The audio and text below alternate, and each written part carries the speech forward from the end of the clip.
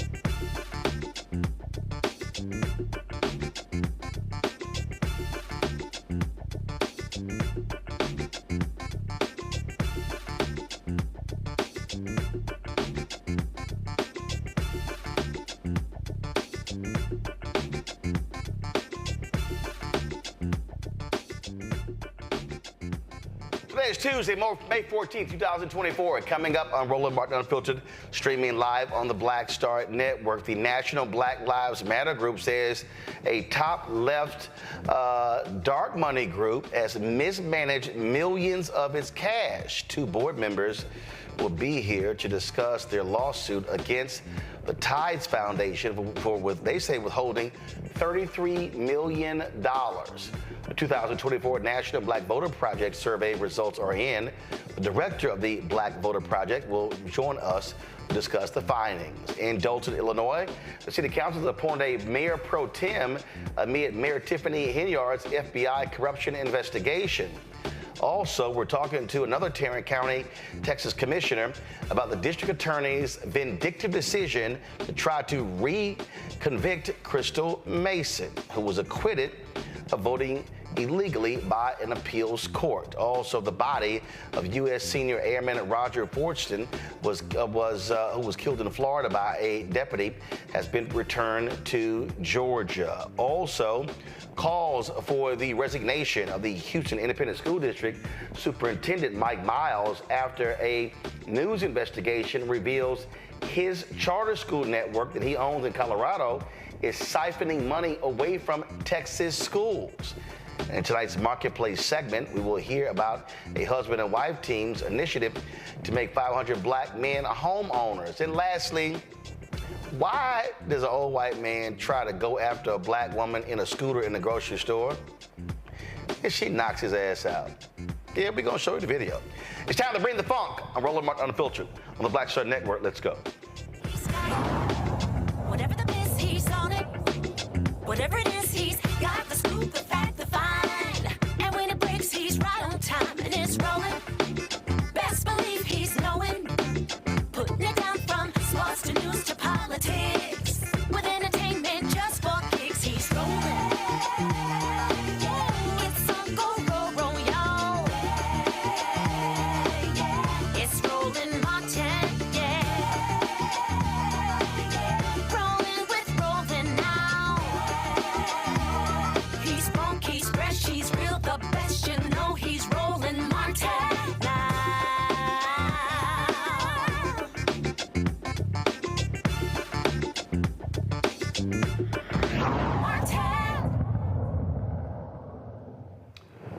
The Black Lives Matter Global Network Foundation is suing a progressive nonprofit group that they say has been withholding necessary funds. The lawsuit accuses the Tides Foundation, which has managed hundreds of millions of donations for progressive groups since it was founded in 1976, of fraud and withholding more than $33 million in donations. Black Lives Matter Global Network Foundation board members, Shaloma Bowers and Cicely Gay, join us right now. I'm glad to have both of you here. So, okay, let's jump right into this. So, first of all, for folks who don't understand, there are organizations that out there serve as what we call as fiscal agents for nonprofits. Is that the role that the Tides Foundation had for the Black Lives Global Network Foundation? It's good to be with you, Roland, and that's exactly right. And, you know, for far too long, organizations like Tides have been insulated from the radical accountability that Black Lives Matter demands from institutions like the police and, you know, politicians. And so last week, we announced a landmark lawsuit against the Tides Foundation, which does operate as a fiscal sponsor and as a manager of donor-advised funds for rich folks. Your audience might be wondering, what is a fiscal sponsor? A fiscal sponsor is an organization that lends their tax-exempt status to a smaller organization or a project, you know, organizations that in many instances are Black-led, doing movement work in exchange for a fee. But what people would be surprised to know is, although this model has been in place since about the 1950s or so, there's no legislation, there are no laws that actually regulate this industry. It doesn't exist. And so what fee has Tides been charging the Black Lives Global Matter Network Foundation in order to handle transactions? So it ranged from 3% to about 8 or 9% over the course of 2020 to about 2022. Now, when you say it range, normally, look, I mean, I sit on nonprofit. I've sat on nonprofit boards, sit on one right now, where we actually serve as the fiscal agent. It's 50-can. We serve as the fiscal agent for some groups, and the fee is pretty much negotiated and locked in. So how did this fee fluctuate? The Tides Foundation actually has a number based on the amount of assets. So up to a certain percentage or amount, that changes the amount of percentage that you hold. Does it go up in terms of more money? So normally what happens is if you are bringing in more money, the percentage goes down. That's exactly right. That's typically how it works with the Tides Foundation. And some of this, of course, is, legalese, and it's got to be admitted in discovery. And so we can't give all of the details, but that is exactly what happened in terms of our contract. The amount actually went down based on the amount of funds that were allocated in the Global Networks account. And I do want to say, Roland, this is really important to add, that it has been months since we asked for a detailed accounting of these finances at Tides. I've been on emails, many of them, for at least 6 months, where we've been saying how much is there. Not only are they taking the fees, I want to be clear that many of these fiscal sponsors are fiscal agents, and Tides is one of them, will also hold the money and gain interest on it. So they are holding your money. They are essentially providing a service for you because maybe you're a small nonprofit or a new nonprofit, but they're actually gaining interest on the money that they're holding on your behalf. And that is not included in any of the funds that we're able to eventually get our hands on or distribute. So based upon whatever your arrangement is, what is the normal process? Do they disperse a set amount per month? Do you request a certain amount? Or is it a matter of whatever fund comes in the month of May, that money is sent to you in June? What's the process? It's a great question, and it really does depend on the specific context. And the usual situation of a fiscal sponsor, they are essentially operating as a quasi-financial institution, right, which is what we allege, right? They are paying vendors, right? If you want to pay a vendor because they're doing work, for your project, you would let your fiscal sponsor know, and then they write a check, send those dollars from you that are earmarked for you, that have been raised by donor, raised by the project, specific for that project. And they would send those dollars to, for example, that vendor. And they do that type of admin work. For the specific arrangement that we had with Tides, they were doing grant making on behalf of the organization, BLMGNF. And so we tell them where we'd want to send out grants. And then, the result of that was supposed to be that they'd send those grant dollars out to that organization. At some point in time, though, right, once you are on strong footing and ready to continue in your own independent way, which was the case for us, we now, have our own 501c3 status. We're able to be transparent and accountable on our own. We don't need tithes. Well, those dollars are supposed to be sent to the organization, right? Because they were raised literally from donors with the intention of them going to Black Lives Matter Global Network Foundation. In this instance, Tides has refused to turn over those dollars in the way that donors have intended, and we're talking about 33 million plus, but we actually really don't know because they have failed to give us something as simple as a statement to what Cicely mentioned earlier. When was this set up and who set this up? So how long has this been this way? So it was set up in 2020, and it was set up by the previous board, previous executive director. And it was done in the moment of a global uprising, right? And in that moment, the Black Lives Matter decided it made sense to ensure that there was a fund that was started at Tides, again, that would allow us to do the work of grant making while we did the paperwork to set up our 501c3 status. So the previous board created this relationship. You say that was in 2020? That's correct. All right. So now we're in 2024. And you're saying that you've been on phone calls, you've been sending emails, and Tides will not give you an accounting of, one, how much money is there, two, when they're going to send what you're seeking that you have all of the assets that have been donated on your behalf transferred over to you. That is correct. In fact, it wasn't until this lawsuit was filed, and I do want to say that we went through attempts at mediation. We asked for an extension on a statute of limitations. We were up against a timeline in order to conduct this lawsuit. So we tried lots of options to get them to move in their position, but it wasn't until this lawsuit went public that we found out that $12.5 or $6 million went to another organization that we didn't even know about. We didn't know about that amount. I'm sorry. Hold on one second. So when you say $12.5 or $6 million went to the organization, you're saying that Tide sent $12.5 million of money that was for the Black Lives Global Network Foundation sent to another group without your authorization?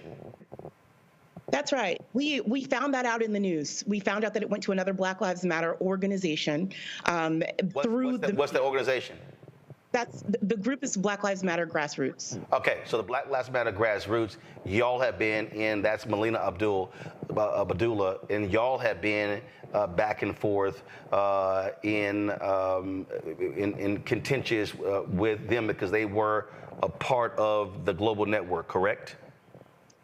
Yeah, I wouldn't say we're in contention because they're not a part of the network. They actually filed suit against us, and an LA County judge dismissed that suit and made it very clear that the suit was frivolous. And so to find that, funds had been sent to one organization, even after Tides themselves have said in the media recently that the intention was not that the money goes to one organization, was quite jarring for us, and ultimately a demonstration of how someone needs to be paying attention to how organizations like Tides and other fiscal sponsors are operating. So the reason I asked that because, and this is where I think for the purpose of the public, folks have no idea who's who, who's what, who does what, who's involved in what. And I remember interviewing Patrice Cullors, and then of course when she left, I've had Melina on as well with Black Lives Matter Grassroots.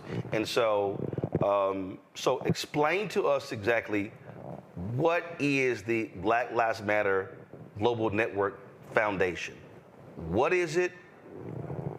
Who runs it? and what do you do? I came on this board in 2022 after working with and for nonprofits for 25 years as a newly formed board. There are 3 board members, and I do know that everything that I'm telling you now can be found on blacklivesmatter.com in our Transparency Center, right? So there are 3 board members who run the Black Lives Matter Global Network Foundation. We are a legitimate 501c3 organization who is on pace to be the largest philanthropic abolitionist organization to ever exist. In the last 2 years of being on this board, I serve as board chair, we have had our heads down. We have been working behind the scenes. We have been building infrastructure. We have been legitimizing ourselves and committing to accountability and transparency as it relates to all of the dollars that have been entrusted in us. And not only that, we have committed to give money through grant making, as a traditional foundation would, to Black-led frontline organizations. We've done that to the tune of over $35 million, some of those being Black Lives Matter chapters, but not only, other organizations that are doing the work of Black people around the world. And so we are the largest abolitionist philanthropic organization under the moniker Black Lives Matter.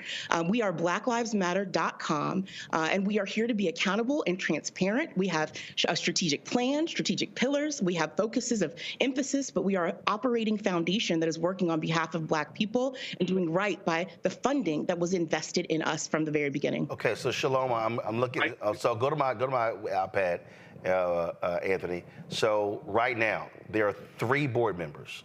That's right. Shaloma Bowers, Dejane Parker, Cicely Gay. That's a rather small board. Normally, boards, you might have 6 to 8. So, one, who's the chair of the board? That's me. I am the board chairwoman. Okay, so you're the board chair.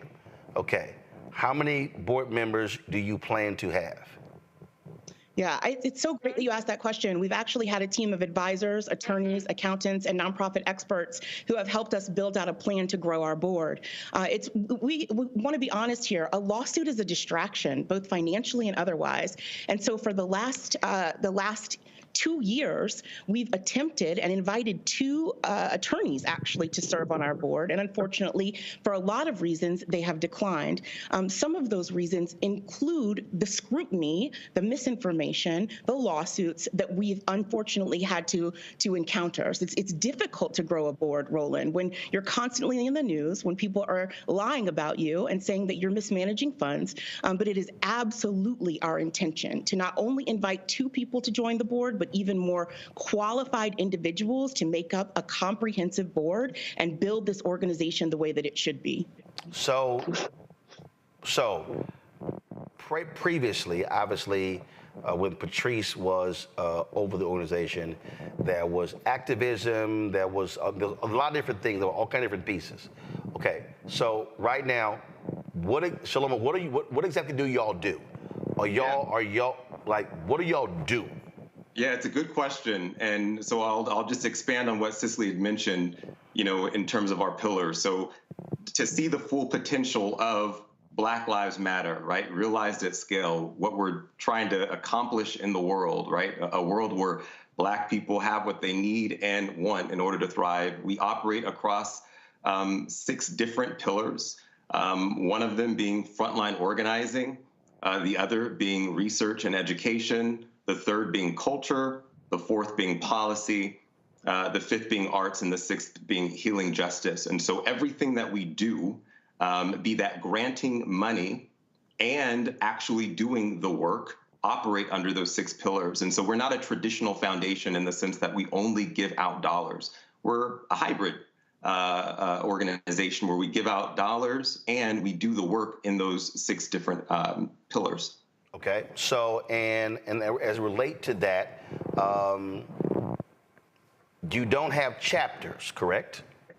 That's correct. In 2020, chapters and the foundation, right, the Global Network Foundation, folks who were in movement space came together, and there was a call-in. To be quite honest, a call-in about the lack of transparency, a call-in about the lack of accountability, and a call-in about the lack of chapters having the autonomy to be able to do the work that they needed to do on the ground. And so there was an agreement that there would be a separate container for the organizing that would happen on the ground, and that the Global Network Foundation would turn into a philanthropic organization while also helping to achieve the goals of, that all of the Black Lives Matter organizations, have been set out to do for the last decade plus. So what is that separate container? What is that? So BLM Grassroots was supposed to be that, right? But as we know is the case in any movement work, things get messy. And there are disagreements, and that is okay, right? And so while BLM Grassroots was initially supposed to be that concept, well, what we've seen is... I'm sorry, when you say the concept, meaning initially BLM Grassroots was supposed to be a part of the Black Lives Matter Global Network Foundation. BLM Grassroots was supposed to be the container holding the chapter organizing and chapter. Got it. So y'all were separating things, meaning BLM Grassroots was supposed to be the place where chapters were based, and now were they supposed to be a separate entity? That's correct. They were to be a separate entity. What we saw though were chapters that did not want to organize under the banner of BLM Grassroots. And so they formed their other autonomous organizations. We saw things like BLM 10, et cetera. What I'm getting at is the wisdom that we had to ensure that organizations doing Black liberation work could be autonomous and could fundraise on their own and could not be tethered to the Global Network Foundation. Well, that is essentially what led to the separation, and it has been something that's worked, right? I mean, aside from some of the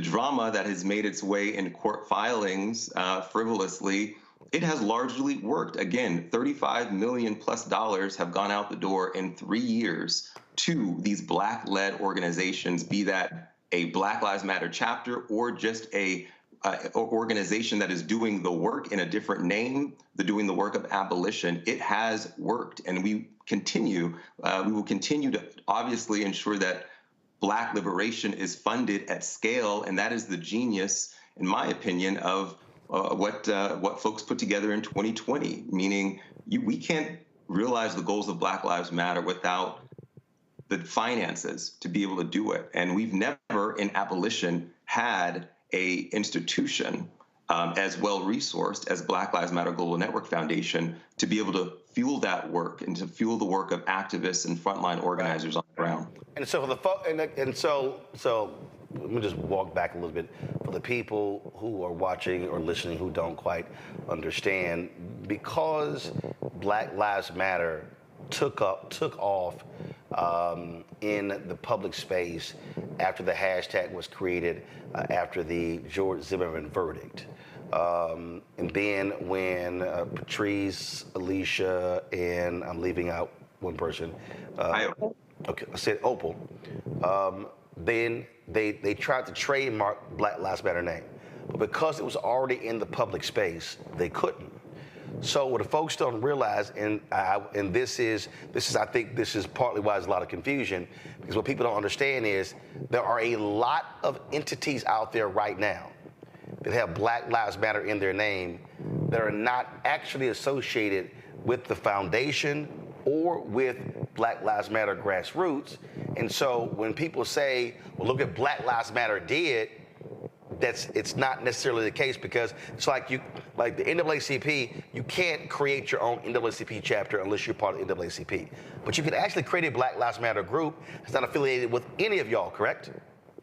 Yes. Roland, if there is one thing we want people to walk away from this interview understanding, it is that. It has been one of the most complicated pieces of information that I've been working to clarify since I joined this board. So much so, in fact, that there has been a foundation called the Black Lives Matter Foundation that was actually founded by a white person that ended up giving all the money to the police, right? It was raised millions of dollars. And so it is very difficult to ensure that our messaging and our position. Folks, don't speak past that. So you're saying that was this the group out of San Francisco? Yeah, out of California, yeah. California, yeah. So that was a group that was formed, and because I remember there were some corporations that gave, and then when they found out, they pulled their money. So you're saying there was, or does it still exist? It still exists. Yeah. One second, Shalom, go ahead.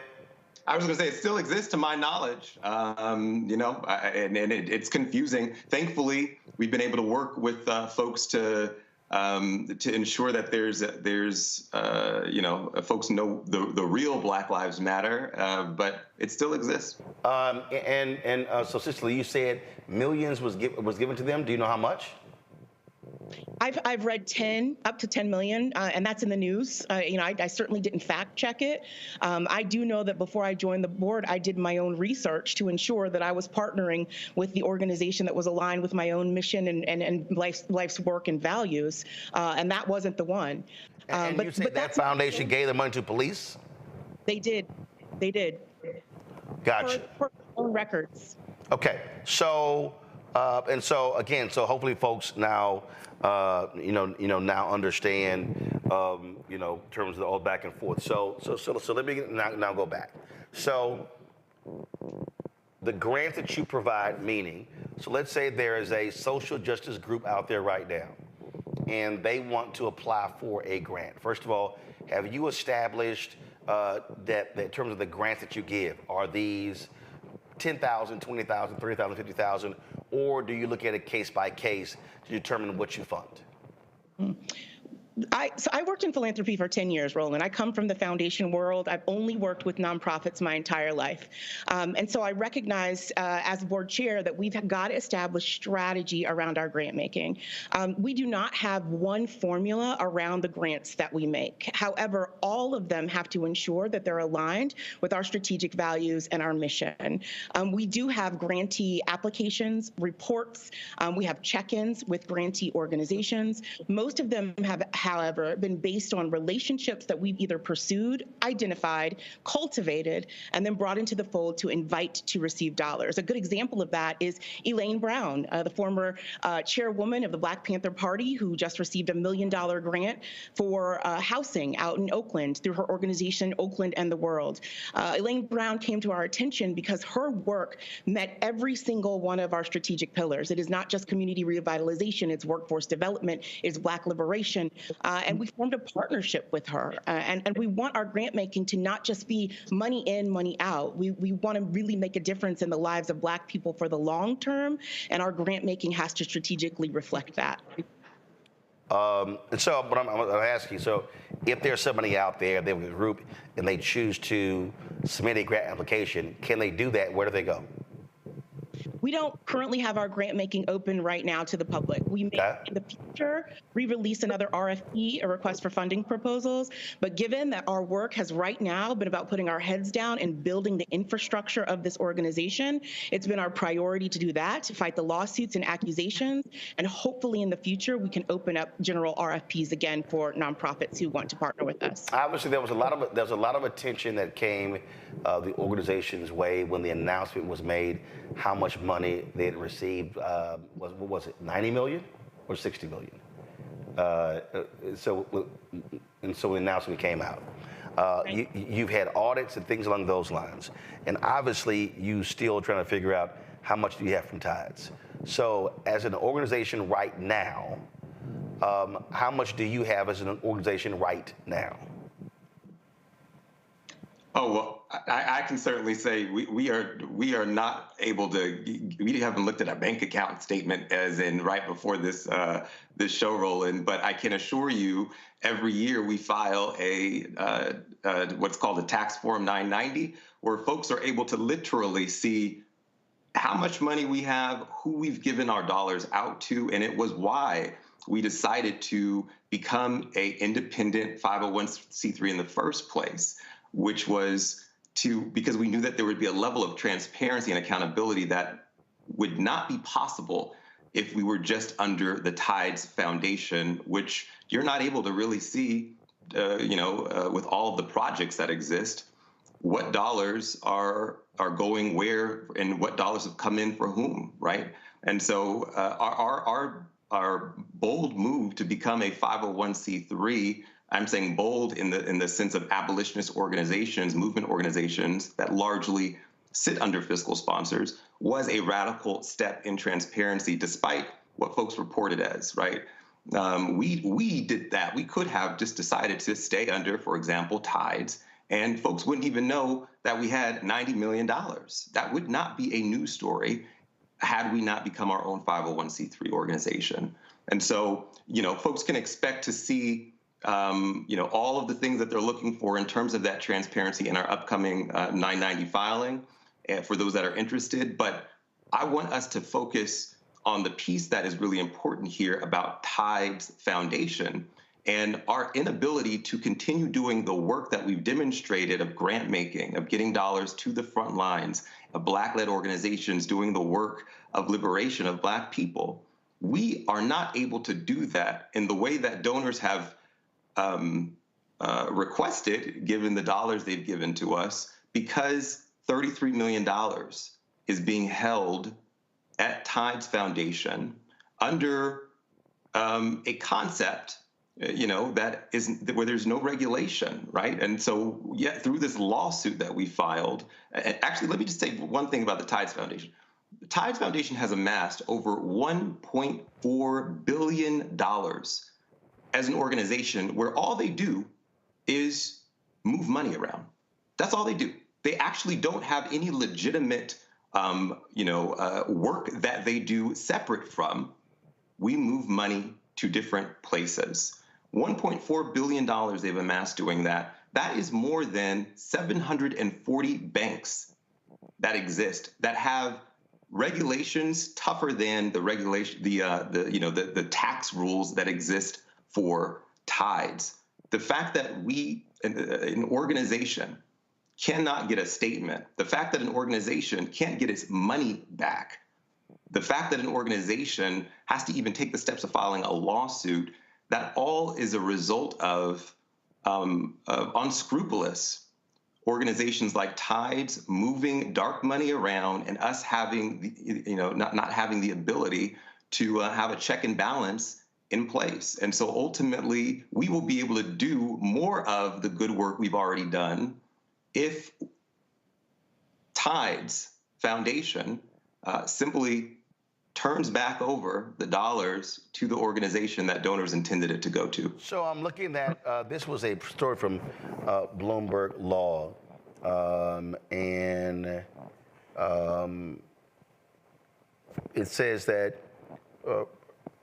resources this is from Tides, I believe, resources in the Black Lives Matter Support Fund were never intended to be granted to large, well-funded national organizations like Black Lives Matter Global Network Foundation, and were always intended to be granted to local Black Lives Matter chapters. So here's where I'm trying to understand here, all right? Because it says here there was a 2020 oral contract. So are you telling me you do not have a written document that spells out the relationship between Tides and Black Lives Matter Global Network Foundation? I would love to just point out the hypocrisy in that statement just for a second, because just in simple reading of that, the dollars were never intended to go to large organizations like Black Lives Matter Global Network Foundation, but $12 million went to one organization. It does. I mean, honestly, it doesn't even make sense because it is a lie. The Tides Foundation, we went to the Tides Foundation, and this fund was set up for the benefit of grantees that Black Lives Matter wanted to send, make grants to, and ultimately would be returned to us upon request when we were ready to, stand on our own two feet. Right. No. So what I'm asking is, do you have a signed document, or was this an oral contract? Both. There's both a signed contract and there's an oral contract as well. Because when I read this statement here, it gives me the impression that Tides is saying we get to decide what chapters get the money and how much. And that's the issue with the fiscal sponsor model. The fiscal sponsor model, which is, again, created by an IRS rule, says that in order for a fiscal sponsor to exist, they have to have 100% authority to determine where the dollars go. So if you think about that, Roland, what that is basically saying is fiscal sponsors would have to advertise that in order to get projects under the organization, they'd have to advertise as follows: come to us and sign an agreement, and we control all your money. You have no say in it. You can't say it goes anywhere. We control your money, but please do sign up with us. Would you sign up? I mean, who would do that, right? It doesn't even make sense, and that's not actually how it works in real life. Although that might be the tax regulation, what actually happens is there are oral conversations that are between the fiscal sponsor and the organization, where they say things like, absolutely, we are going to make sure that your project is funded. We're going to make sure the grants that you want to go out the door. Absolutely, we're going to make sure that these people that you want to pay and bring on board to do the work, to support your work, are paid. And don't worry about it, but sign this document. So you actually end up having both a written agreement, which, by the way, the Tides written agreement, which we'll be able to produce, as this case moves forward, 2 pages. 2 pages covered $33 million. That's how you know something is not right. But what is matched with a written document are verbal agreements that are made that only create create the relationship, right, that help form the relationship between the project and the fiscal sponsor. And so that's why we're saying there are both, because that is how fiscal sponsors end up even being able to get projects to sit under them, is by giving them verbal assurances and making verbal promises as part of a verbal agreement, in addition to written documents. About 2 or 3 more. Cicely, you want to say something? Yeah, I was going to say many of them, Black and brown-led organizations that don't feel like they have a choice. If they're unable to receive grant funding in any other way, they don't have the capacity to have a lawyer, they don't have $90 million, what are they going to do but sign and do their best to be able to do their best work with what's been presented to them? There's a really good example of how this happened in Baltimore a couple of years ago after the death of Freddie Gray. A group called Strong Baltimore was doing the same thing as a fiscal sponsor. 150 Black and brown-led organizations had to rise up to try to get an account of their money and their money back. It happens more often than we would believe, but unfortunately, the organizations that are being exploited don't have the resources to fight back. As it relates to again how your infrastructure, you're the 3 board members. You've had criticisms of board members are doing work and being reimbursed for the work for the foundation. Is that the case? Has that been separated? Are any of you 3 board members receiving any financial benefit from the foundation, or are you hiring outside groups to handle the work that needs to be done? So I can say that as a board, none of us make money from being board members. That is correct. My firm has been widely reported. My firm, I do have a consulting firm, a progressive consulting firm that does social justice work, that was onboarded prior to me being a board member, and that we've essentially been the staffing company for Black Lives Matter Global Network Foundation. That was before you became a board member. That was before I even became a board member. Okay. Right. That's how I was introduced to this work, right, as a strategist behind the scenes doing the work of liberation, not as a board member. So now that you're a board member, your company is no longer involved in any of that. My company is still doing that same exact work, and we'll continue to do that until we're able to stand on our 2 feet in terms of creating a foundation, an organization that has its own employees, really, that are not subject to the attacks that have been folks who've been part of the organization have been subject to. So I then have to ask this, Cicely, because frankly, look, I've been on boards. I'm a 3-time board member of the National Association of Black Journalists. Other groups, Student First, 50 Can.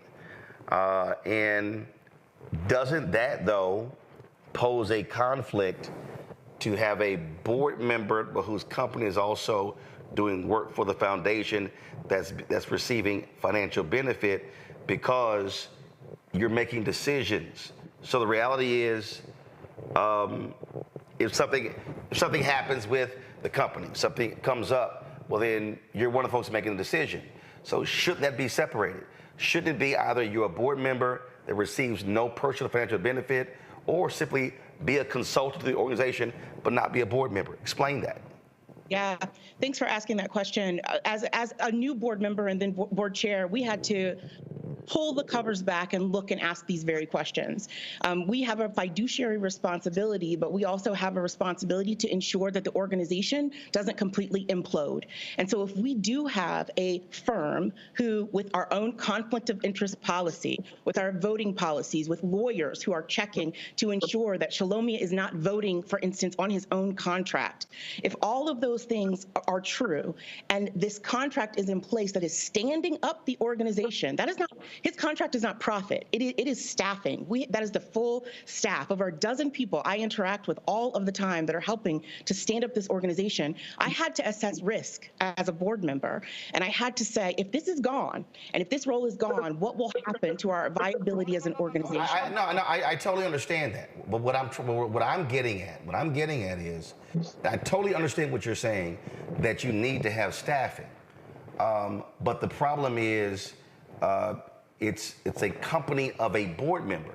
So if you talk about transparency, doesn't it make more sense to say, hey, we need these services that your company provides, and that means that you need to remain in a consultant role, not in a board member role, because board members are deciding on contracts.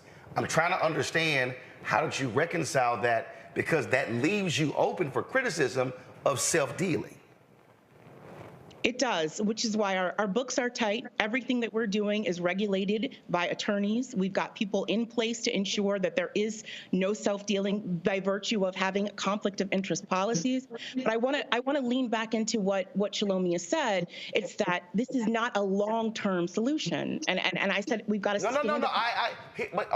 Okay. This is what I'm trying to understand. And Shalomia, what you just said. If y'all met and said, you know what, look, we're putting this thing together, we need to keep this in place for the next 18 months. I will serve as a consultant for 18 months, but not a board member. The problem is, from an outsider looking in, you're deriving financial benefit while being a board member because it's still your company. And what I'm saying is, how does that not run afoul of your own conflict of interest? Because I don't vote on my. So first off, I want to make sure that I say that I understand the perception.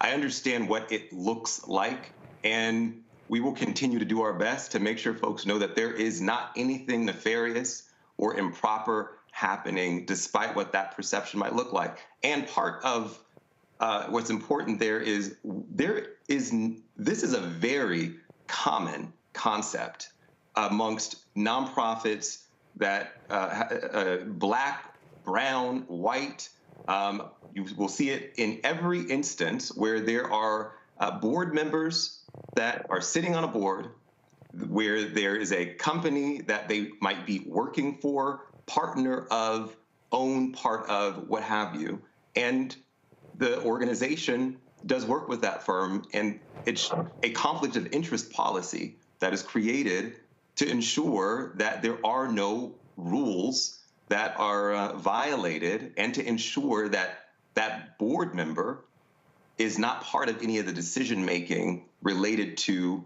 the work of the organization with that firm. And so it's a very common concept. I think what you often see is Black organizations get scrutinized more heavily than white organizations for something that is very common, and that's what's I'm not. First of all, I'm not talking about white people, and I'm talking about white organizations. I'm Black. The National Association of Black Journalists, our budget, it's not like we got even a $5 million budget. And the reality is, as a board member, I could not have a company that was doing business with the organization as a board member. I couldn't.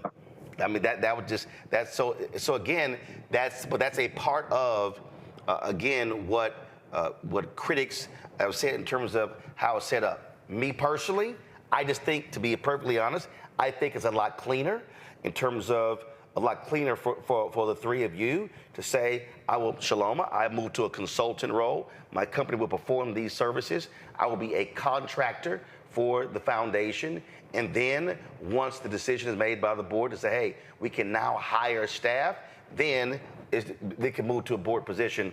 But that's just sort of how I see that. Last question I do have here is the properties that were purchased, the $6 million in property. Do you still own those properties? Have you sold those properties? And do you still have them? How are they being used? Well, I want to make one correction. It's property, despite what we see of all the claims that we've got out there about there being dozens. The organization has one property that was purchased, and it was purchased legitimately for work related to the creators. The creators' house is what it is known as. We call it campus, but it was created to ensure that Black creatives have a space to do their work, in addition to serving as a compound for meetings and organizational work that we have on our plate. Gotcha. So it's in Studio City. It has 6 bedrooms, bathrooms, swimming pool, soundstage, office space. And so what you're saying, it's being used, it's functional. It's functional. Who gets who gets to use it? We brought together, and Shalomi, I'm sure was going here, families, over 100 families, impacted families who have been impacted by police violence, to recently have a healing moment and healing space through one of our grantee partners. And it was a beautiful experience of coming together of impacted families at the home itself. Okay, so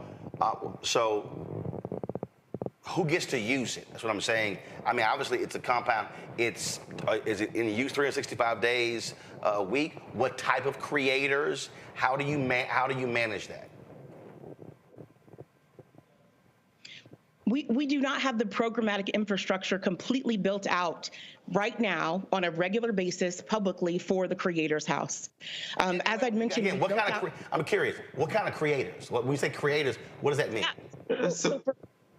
We had a group of our HBCU ambassadors recently. We're really proud of our Student Solidarity Fund, where we granted money directly to HBCU students. We brought together our student ambassadors, where they came and they stormed and they gave us ideas. We filmed all of it. There is, like you said, a soundstage and studio in the back. We do have strategic partnerships that we're building out so that folks can use the space. And one of the examples is what we did with our HBCU partners. So for example, we often, my network, we often come to LA, and again, I'm just talking about creators. This is what we do 7 days a week. Is that a place that we could come, stay for a week, set up, shoot stuff there, and what's that process? I'm just That's what I'm trying to, like, how does that work? Yes, I can say 100% yes, Roland. If you wanted to, as long as the work is to do, to seek Black liberation, and that. Well, shit, that's what the Black Star Network is. I mean, that ain't no if. That's what we do. That's what I'm saying. If that's the work, and and I'm saying that because there are some Black organizations that do good work, but they work in partnership with the police, for example. Got it. Right? So if you're not hitting all the principles of abolition, then most likely the answer to that will be no. But if you are, and there's alignment, then yes, reach out. We'd be happy to see if there's additional alignment so you could utilize that space. What we're getting at is the purchase of that property, right? It is for long-term visionary work. Oh, I got it. I know it's purchased. Y'all still have it. How it's being used. So again, if creators out there want to, and again, people who are watching or listening also want to apply. If they want to do it, is there a form on your website where they can go to and say, hey, I would like to I'm a creator, I'd like to be able to use the facilities? As of right now, we have artists in residence. So we just talked about that.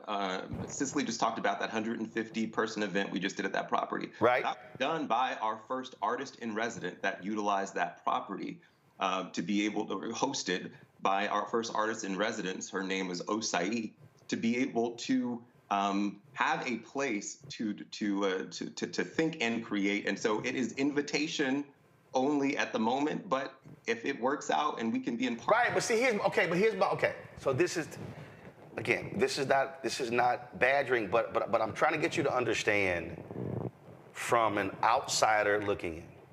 Yeah. If you're doing grants, and I have an organization, but there's no process to apply for one right now. If I'm a creator, but there's no process for me to apply to use the facility to create. The problem is, if I'm an outsider, I don't know any of this, so therefore, if it's invite only and we're not doing grants right now, from the public standpoint, it then becomes, what are you doing? Yeah. And so that's why I'm asking these questions, because literally I got people in our chat doing the same thing. Is it a rental property? Do you have somebody managing it? Is it the process, or is that a part of what you're all building together? That's because, again, trying to just get arms around what this thing is, because I'll be perfectly honest, from this whole thing was, how it was set up from the beginning was greatly flawed, because it was so many different pieces, and y'all been trying to untangle all these pieces to bring some hierarchical order, and that's why I'm simply asking that. So will you get to the point where, okay, yes, folks can apply to utilize the space, and there's a process to do so, but right now there isn't one. There's no place on the website. If somebody interested, they would just send an email, I guess, to your website, your address on the site, right? We actually public at the moment, if that's your question. Say it again? It is not open to the public, if that is your question. It is something that we utilize internally to achieve our work. And yes, we will make it clear in due time, what that looks like for folks that are interested in becoming an artist in residence, for example, to utilize that space. Got it. But of the issue with abolition is we've done a really good job talking about the systems that need to be abolished, torn down, and we've not done a good enough job dreaming and envisioning what society will look like once those institutions are removed. But I'll say this here, and we've been trying to get y'all on for a long time. Y'all got to communicate more and better. Because y'all, now you know, we've been trying for a long time to get y'all on, because I know what white media is doing. I see it. I saw what the attacks were on Patrice.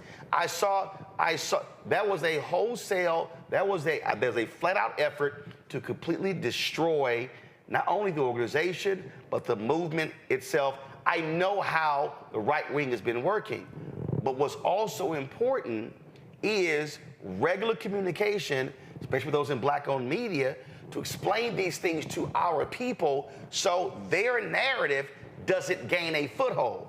I think a huge part of the problem with Black Lives Matter, the foundation, and grassroots, everything, is that the narrative has been cemented because of mainstream media, right-wing critics, and not being able to fully communicate to our people to be able to have them with ammunition to be able to fight back over the narrative that's already been established. Cicely, go ahead. Roland, you're right. It's actually 2 years from the day that we first were on your show. We had a media roundtable. You broadcast that live back in May of 2022 when we first came together as a board. And you're right. People want information. So we've done our best at allowing that information to be in places where people could access it. But I have to be honest with you. We deserve grace as a new board. You can't come into a new organization with no infrastructure and expect to have every single program ready. You can't expect to have every single document in order. We've created hundreds of regulatory documents, responded to state inquiries in every state. The first thing we did, Roland, in 2022 was to file our taxes. So I'm asking people to give us grace to listen, Cicely, I've had to take over multiple black news outlets that sucked, that lost money for 20 years, had to rebuild them from scratch. But at the same time, while that is being done, communicating to your core audience is critical because you already know what the right wing is doing.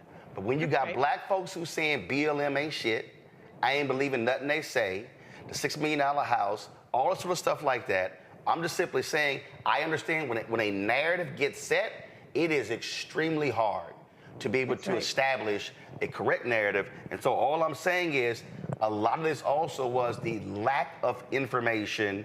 And again, it was nothing but New York Post article, Washington Examiner article, the Free Beacon, and all the right-wing folks. And I'm just simply saying 2 years to black-owned media is not a good thing. So hopefully, now where y'all are now, you're going to have regular communication with to be able to establish what you're actually doing so people have a full understanding. Final comment from Cicely, final comment from Shamola. Go ahead.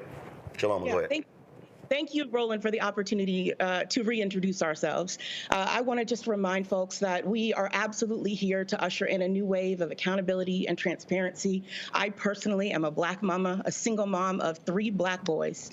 That is why I took this role. It wasn't for the accusations of mismanagement or theft. It was to commit to my people. And that is why I've done my job over the course of the last 2 years to build out the infrastructure and do right by the people who invested in us when they donated to this foundation in the first place. Roland, we are coming out publicly. It's why we are here talking to you as black media, is because we love black people. And I want people to be invited into the fold, to rejoin our work and our mission, and to believe in us, and to give us a chance to build out this foundation as everyone hoped we would when they marched in the streets with us back in 2020 and before that. Shaloma? What I will just say is just keeping it back on what today is about, where we are announcing an unprecedented lawsuit against the Tide. Oh, yeah. Well, don't trust me. I'll be reaching out to them to get some comment, but go ahead. Yeah, and I pray you keep the pressure on them, because you'll get comment quicker than we will, most likely. You know what this action is about when we moved into the philanthropic space, right? We said we would only do so if we brought the spirit of disruption that we only know in terms of, what we do in the streets, in terms of a movement and a community.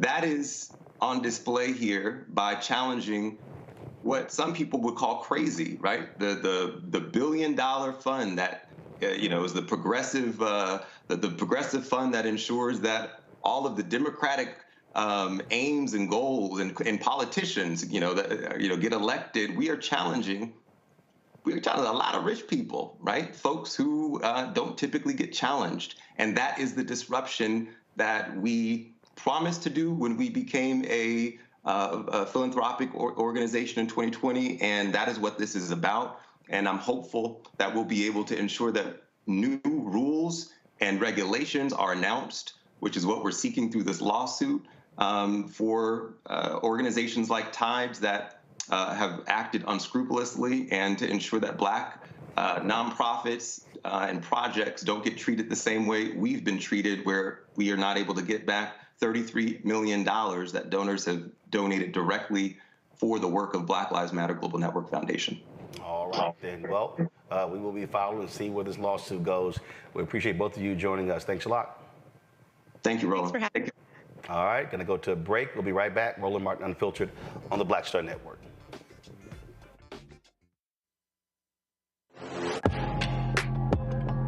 A lot of y'all have been asking me about the pocket squares that we have available on our website. You see me rocking the Shibori pocket square right here.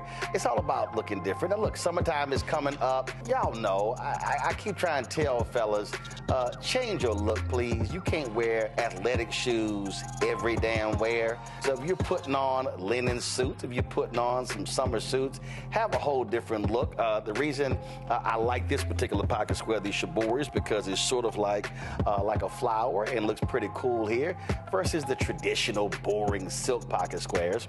But also I like being a little different as well. So this is why we have these custom-made feather pocket squares on the website as well.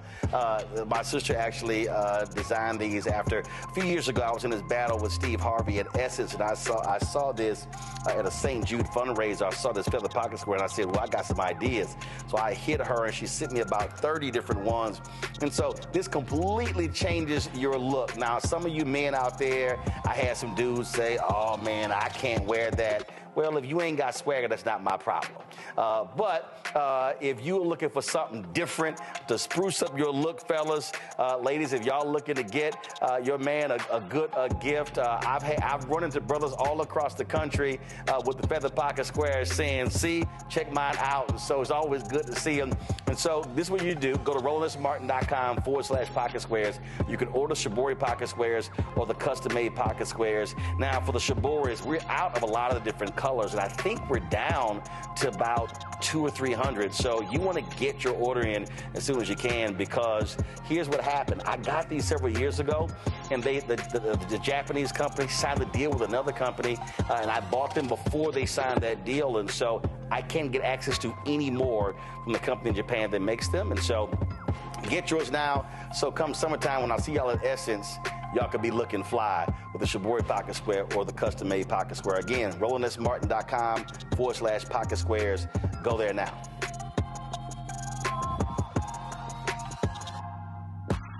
Hi, everybody. I'm Kim Coles. Hey, I'm Donnie Simpson. Yo, it's your man Dion Cole from Blackish, and you watch Roland Martin Unfiltered.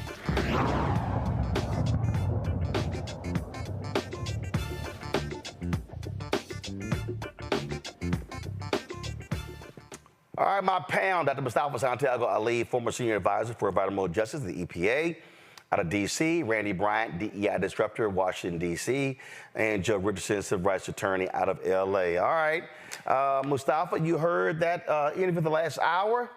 Your thoughts?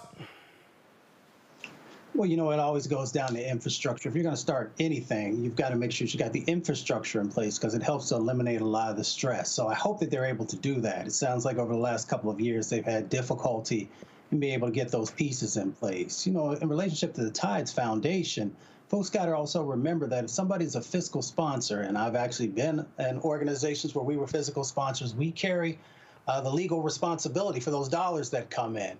So I'm sure that they are also doing their due diligence to make sure as they move money around that, you know, the entities that are receiving it have everything that they're supposed to have. Because when it comes back to the IRS will be looking at the Tides Foundation and not the other entities as the first person responsible for the utilization of those dollars.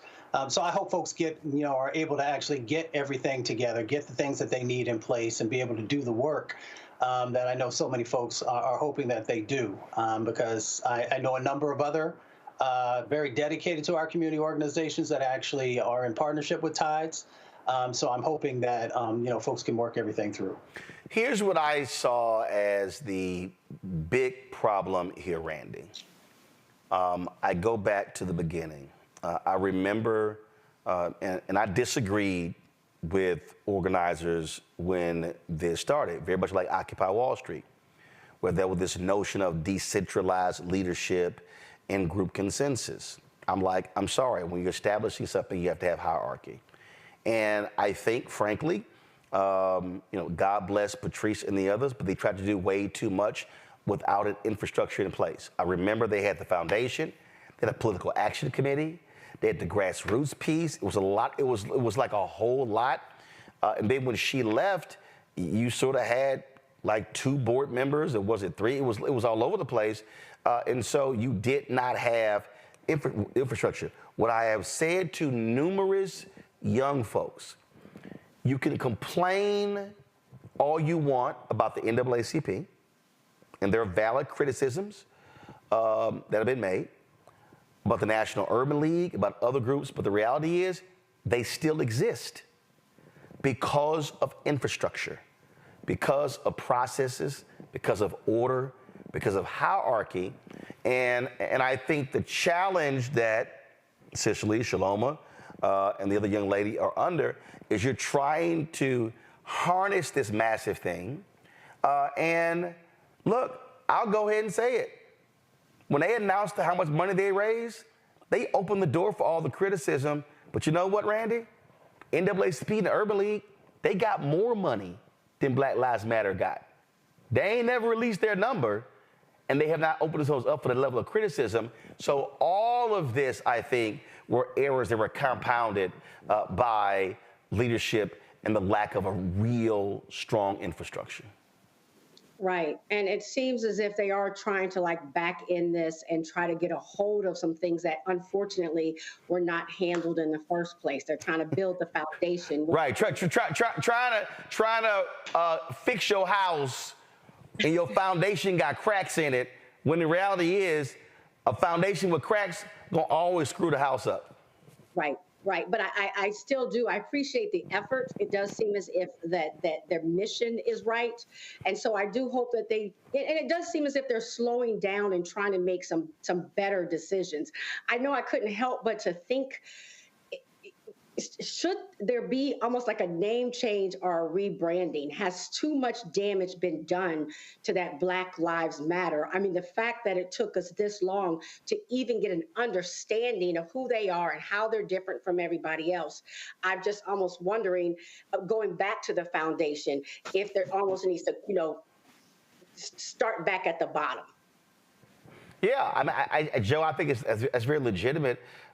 Because I remember when Patrice came on and I interviewed her, and when she was still with the organization, and I was asking her a lot of the same questions, I literally could not explain to somebody, even after the interview, the structure of BLM.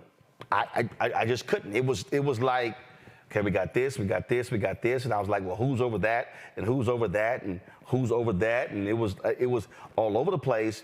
And so, right, I think this is one of those things where I think you have to break it down and then shed pieces, and they alluded to that in terms of this whole thing with BLM grassroots. And look, that's been a legal battle, and in this whole deal, it's been all over the place. And again, but it all goes back to how you establish your foundation, your infrastructure. Go ahead. Yeah, let me give you some legal and some moral. I looked at the lawsuit, looked at the causes of action. There's about 300 pages that are attached. It doesn't look like the MOU, and there are 2 of them, was attached. What that means is, I mean, I could be wrong, but what that means is they don't want the MOU. In other words, BLM Global does not want the MOU to count, because the MOU is going to be contrary to the oral agreements. What they're saying is the MOU was not an integrated agreement. There's usually an integration clause that says everything that we talked about is encompassed here, and so nothing else counts. They say that there's no term like that there, but we can't see it to know one way or the other. So it's going to be a question as to whether or not, even though what the members that the brother was on was saying kind of rings true, the whole idea that we wouldn't give you money that we couldn't control or have some say in terms of what goes on with, they're going to go by the paperwork. And so they don't want the MOU to count. I think the people being sued do. Now let's step over to the moral side.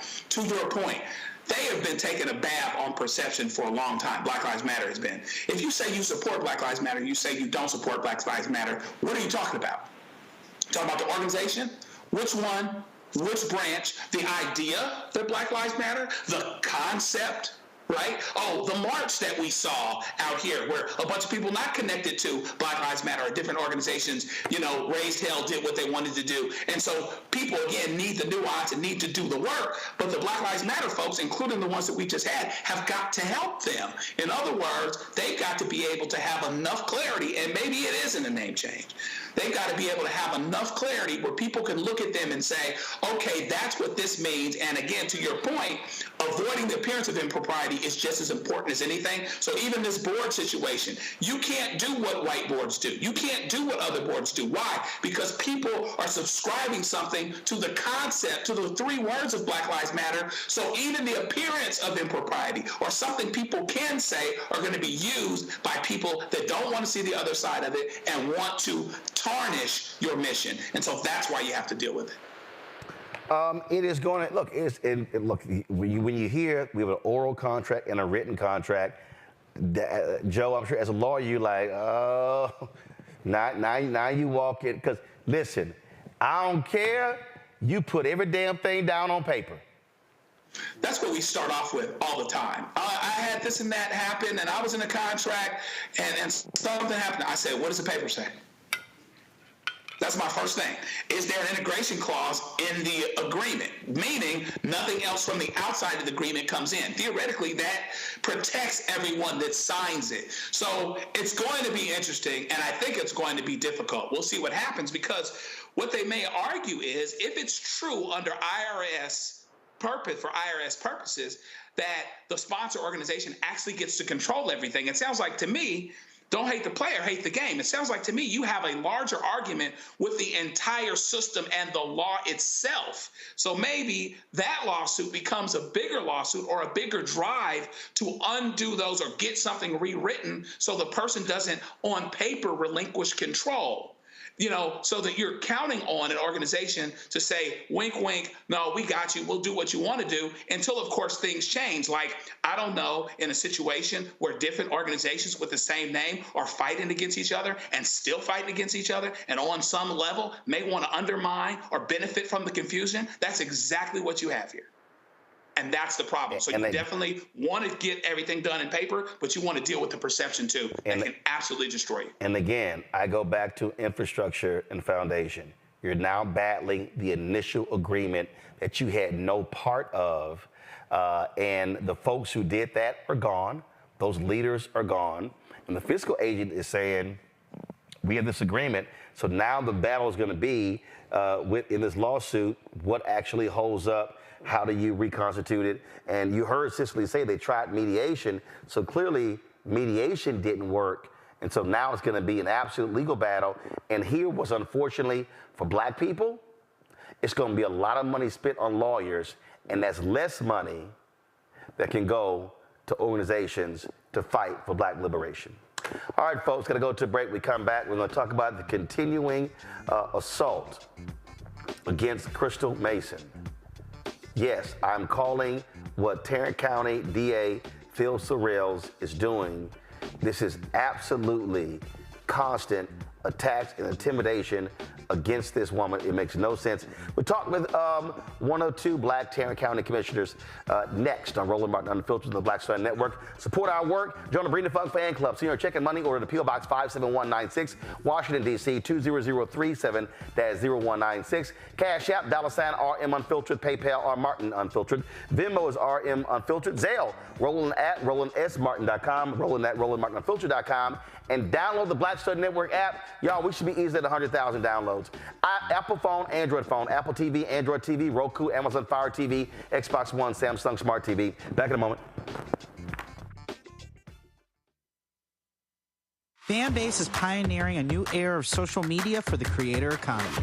This next generation social media app with over 600,000 users is raising $17 million, and now is your chance to invest. For details on how to invest, visit startengine.com/fanbase or scan the QR code. Another way we're giving you the freedom to be you without limits. This is Reggie Rock Byford. You're watching Roland Martin, unfiltered, uncut, unplugged, and undamn believable. You hear me?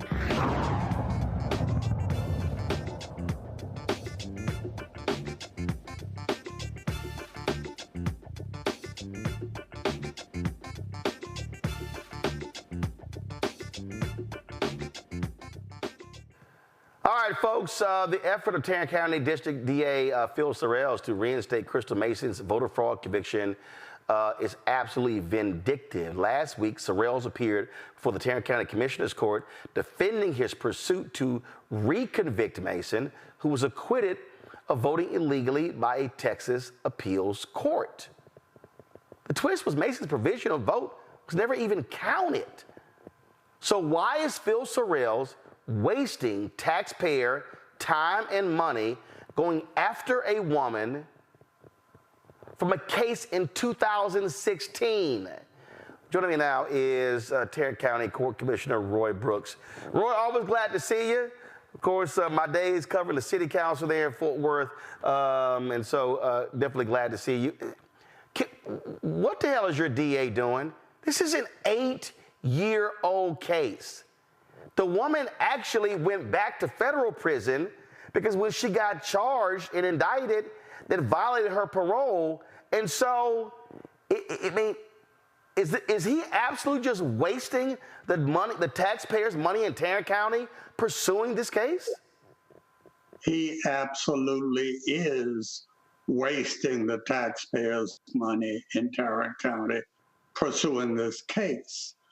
What he is doing is actually persecution, not prosecution. The appeals court has ruled that she did not knowingly cast a fraudulent ballot. They have discharged her conviction, have overturned her conviction, and then here comes the current DA, who was not even the DA at the time that she was charged and tried for this offense. This is years later. He comes and decides that he's going to try to appeal the overturning of her conviction. Now, here's what I'm confused by. He stood before y'all last week and basically said the court, those judges got it wrong. They didn't do their jobs right. That's essentially what he said. Well, he's a former judge, and he thinks he knows everything.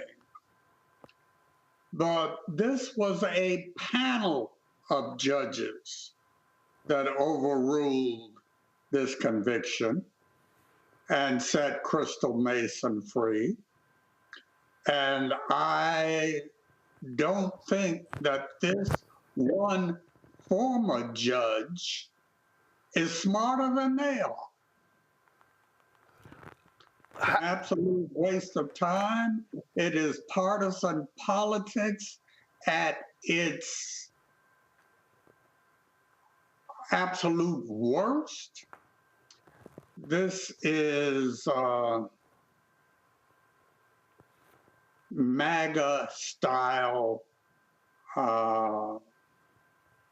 partisan politics, and it just has no place in Tarrant County.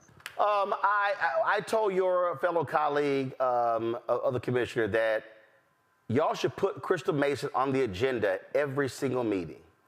And y'all should haul his ass down there and force him to face the public. I believe that y'all should also, as a commissioner, demand an audit of his office to find out how many man-hours have been put in regarding this case over 8 years and how much money that has cost the taxpayer. Because this is one woman, and the crazy thing is, her own probation officer testified that she was never told by the feds that she could not vote.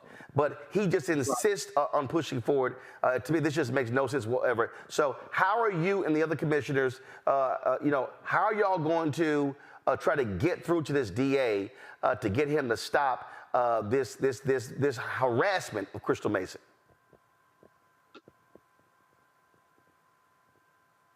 probably the best thing that we can do is to march citizens down there every time Commissioner's Court meets and take the kind of testimony from the citizens that we did this past week. There were, I don't know, pretty close to 100 people who spoke. That can happen week after week after week. Don't know that it'll do any good because we don't have a majority of the votes on the court. But it can certainly keep the issue on the public mind. It can keep it front and center in the local news.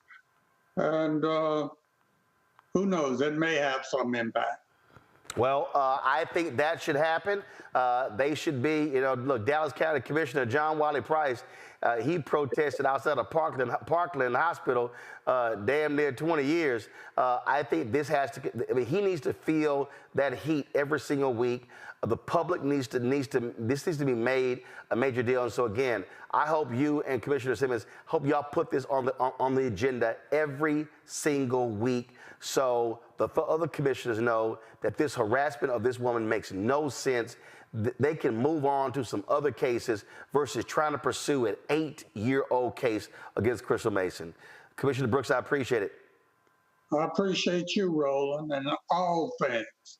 And it's good to see you again. Yes, sir. Thanks a bunch. All right, folks. And I said when I've been talking to some folks, when they do have this next major rally there, we'll be there broadcasting live because that is important. Folks, when we come back, the body of a black Air Force airman shot and killed by a sheriff in Florida returned to his family in Georgia. We have the video for you. And also, the superintendent of Houston Independent School District, Mike Miles, ooh, he got some questions to answer. Is he siphoning off money from his charter schools in Texas to pay for budget deficits for his schools in Colorado? A new investigation details that, and now there are demands for state and federal investigation. All that next on Roland Martin Unfiltered on the Black Star Network. Next on the Black Table with me, Greg Carr. Dr. Gerald Horne, a man regarded by many as the most important historian of our time. He provides us a history lesson I'm betting you've never heard before. Texas enslavers who plan to continue the conflict even after Appomattox, even after the formal surrender of Robert E. Lee. Dr. Horne talks about his new book, The Counter-Revolution of 1836, Texas, Slavery, and Jim Crow, and the Roots of U.S. Fascism. You do not want to miss this conversation. Only on the Black Table, right here on the Black Star Network.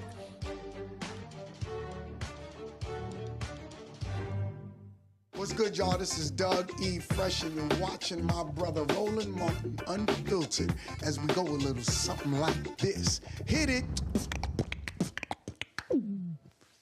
It's real.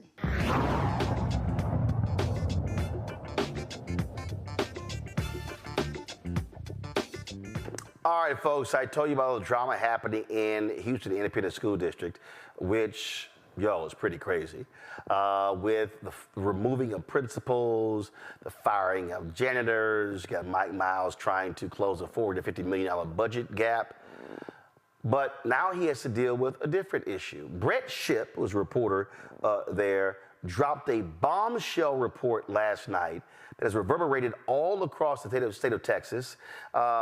Check out what he's reporting about literally millions meant for kids in Texas being sent to Colorado to pay for the deficits of the schools that Mike Miles owns there. Watch this. Public schools are battling huge budget deficits and having to make massive cuts. Spectrum News has discovered millions of Texas public school dollars being diverted out of state. What's more, the man believed to be responsible, Houston Public School Superintendent Mike Miles, his old charter schools in Colorado are in need of cash.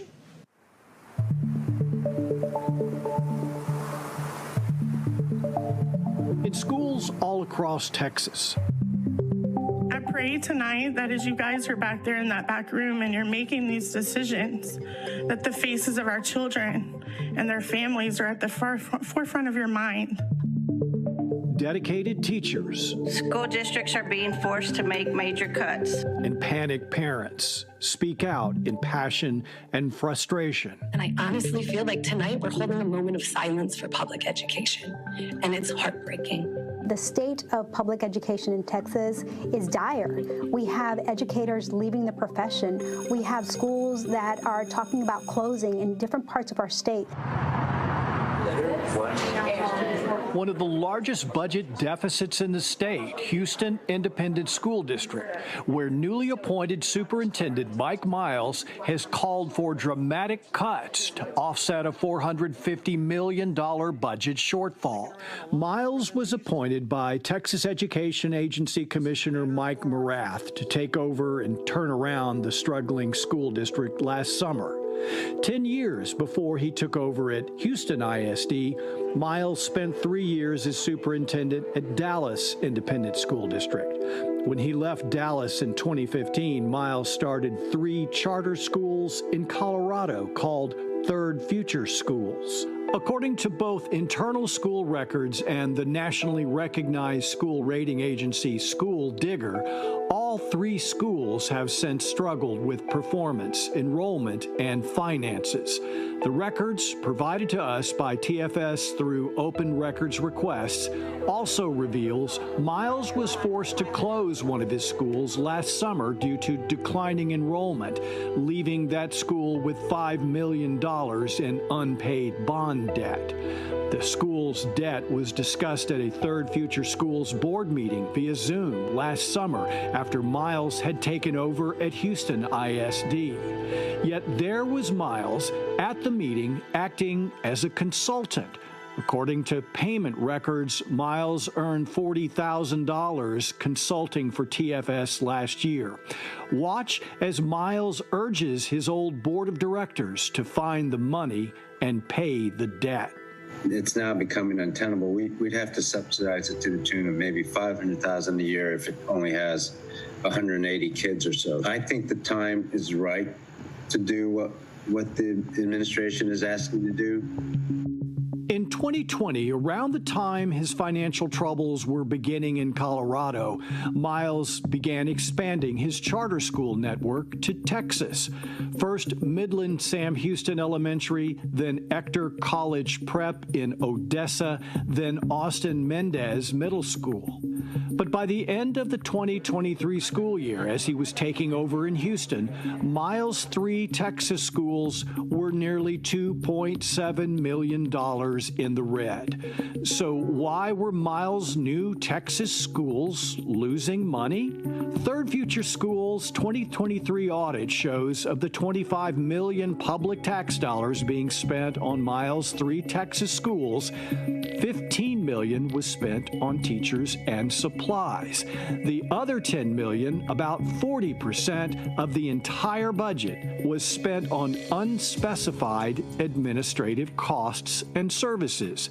Spectrum News made multiple requests over the course of several months for a detailed accounting of those administrative expenses.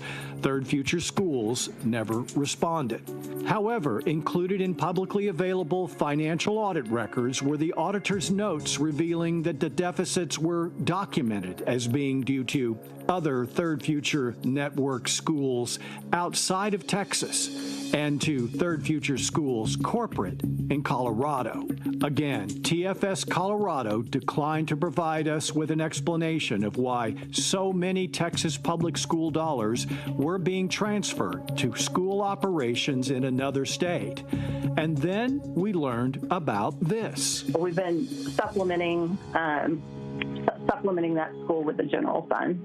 A conference call with Third Future Schools investors who were just learning about the deficits. Spectrum News requested and received from TFS an audio recording of that investors' call. In the recording, the TFS Chief Financial Officer confirms the Colorado charter school deficit was being offset by the money coming in from their charter schools in Texas. You know, whether they're in Colorado or whether they're in Texas or, you know, whichever state they're in. So that's assessed. And then if the specific school needs funding, then the network supplements them through the general fund. The implication that the school funds from a Texas school was being transferred to help fund TFS in Colorado. Spectrum News obtained 2 checks for more than $1 million each from Miles Charter School in Odessa to Aurora, Colorado. Our attempts over the past 5 months to reach Miles for an explanation of the payments and a response to our findings have been unsuccessful. We were referred to Third Future Schools Executive Director Zach Craddock, whom we sent a 23-question list detailing our findings. Craddock declined to respond. We also shared our findings with former Texas State Representative and school finance expert Paul Colbert. Colbert says Texas public schools should not be spending more money than they take in, and definitely should not send Texas tax dollars out of state. I was the budget chair of education for 8 years and research director of the Senate Education Committee for 5 years. And my understanding is that it is not legal in Texas for monies from a school district in Texas to educate students in other districts in the state, let alone in other states. Once we hear more about this, you will hear more outrage. Ovidia Molina, president of the Texas State Teachers Association, reviewed our findings and feels the evidence is alarming. She's calling on state lawmakers to conduct a formal investigation. I don't know where it says that we can take our public school money and send it to another state. But if there is any place that says that, it's wrong and it needs to be changed.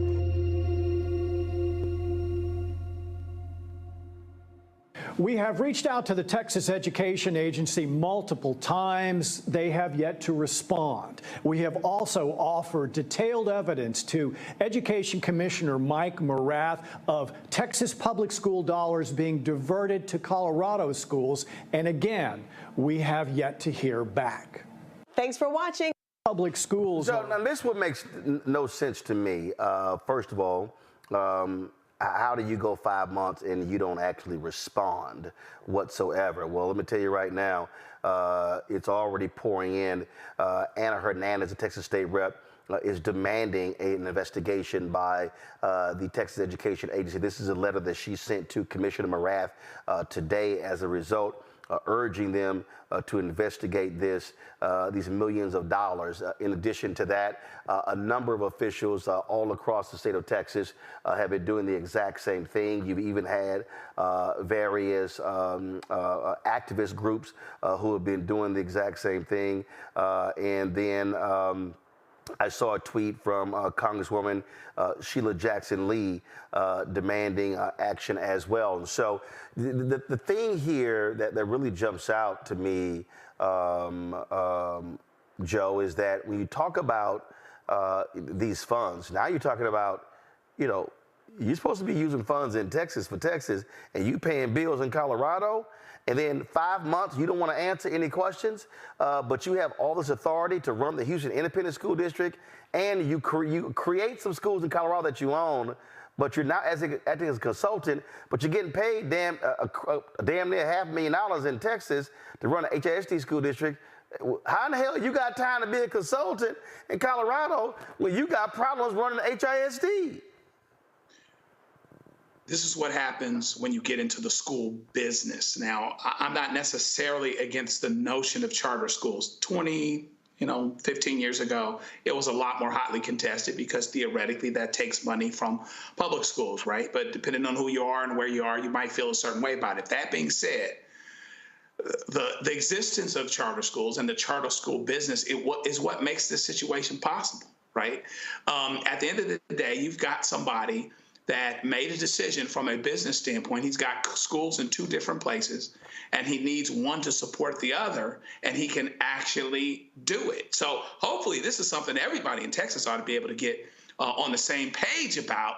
They took some stuff that belongs to Texas and they put it over there in Colorado. I mean, but it's amazing, the non-responsiveness, et cetera. Whoever, wants to get on the right side of this and make it a political issue could really hammer this home, this whole notion. But what I would hope would come from it, clearly there's some problems legally and morally, but what I would hope would come from it would be something to effectively close this loophole, or to create some kind of rules that people that work at districts, not only is money not supposed to leave the state, Roland, money's not supposed to leave the district, okay? In Texas, it's not even supposed to be down the street in the next district, okay? So hopefully something comes from this that closes this loophole that keeps folks from being able to play 2 or 3 different roles. He's got schools in Texas, he's got schools in Colorado, and he's a superintendent in Houston. And so he's got all kinds of things going on here that, not only potentially break the law, but at the very least avoid, walk right in the area of a huge den of festering impropriety. And again, from a perception standpoint, shows us that students are not necessarily being served by this particular group of charter schools, and by the freedom that these people have to go from place to place and take money from taxpayers. So Mustafa, he tells the Houston Chronicle, Mike Miles, that, quote, while he hadn't served as CEO of Third Future Schools in more than a year, go to my iPad, Anthony, the board and superintendent were conscious to ensure that Texas dollars stayed in Texas and Colorado dollars stayed in Colorado while he was leading the organization. Okay, first of all, that's nice wordplay, because you no longer lead the organization, now you're a consultant. They got you busted discussing this as a consultant. The quote is, go back to the iPad, Third Future Schools have been very careful, and they've always passed their audits easily. They do audits in Texas. They do audits in Colorado. So they're a good organization. They're very careful about not commingling funds. They follow the law very carefully. Anything else is just to be dismissed out of hand. Okay, but here's the problem here, player. Not as easy to do when there's a check that's going from Texas to Colorado. So they're trying to dismiss it, and ain't as easy as dismissing $10 million. Right. It's about transparency and accountability. I mean, Joe laid it out. But, when you don't have those 2 elements in place, then you find these types of situations, these unfortunate situations, because the kids are the ones who end up getting hurt, actually happening. So if someone is doing an audit, there are different ways for audits to be done. I've been a part of audits. So someone needs to take a look at the individuals or the accounting firms or whoever was actually doing the audits to see why they weren't capturing some of this. The other part of it is, why does it take so long when you see improprieties for the government to get engaged and to begin to unpack exactly what's going on and to make sure that there's no additional dollars that are moving while you're trying to get an investigation in place? So there are a number of gaps that are currently happening here. And if we just began to actually put systems in place where, folks can track what's going on, then it'll help to have additional accountability, along with making sure there's real enforcement actions when we find these types of things that where there may be improprieties happening. And look, bottom line is, the reason this is angering folks, Randy, in Houston is because he's making massive cuts to close a $450 million budget shortfall that's impacting people. And the reality is this here, he's still a consultant for this school that he's launched there. They're saying, hey, man, you need to keep your eye completely focused on what the hell we doing here. Right. I mean, that's why this is inexcusable, because it comes down to kids suffering, and particularly after, what has come out about how kids are faring with test scores and things after what they went through with COVID. We don't have time to be lagging behind for resources to be cut, particularly for them to be cut because of some impropriety, but just straight up crime. It's interesting, everyone who's watching today, most of us go to work. And if our bosses were to send us some questions and we did not answer them for 5 days, there would be a problem. But you're telling me that there were serious questions posed about this issue 5 months ago, and this man has not had to step up? I mean, where is the oversight and the accountability, particularly when it matters so much to people? Indeed, indeed. All right, folks, got to go to a break. We come back. The body of Air Force Airman Fortson returned to his family in Georgia. We'll show you that next. I'm Roland Martin Unfiltered on the Black Star Network. Coming soon to the Black Star Network. It was my junior year at Georgetown, and Spike calls me and he says, Malcolm, what are you doing next year? I said, I'm graduating, you know? He said, take a year off, work on Malcolm X. I said, okay. But first of all, for the folks who don't know, Spike is my cousin. Spike is my cousin. Just for the person watching, like, how the hell is Spike just gonna tell you that it's true? It's true.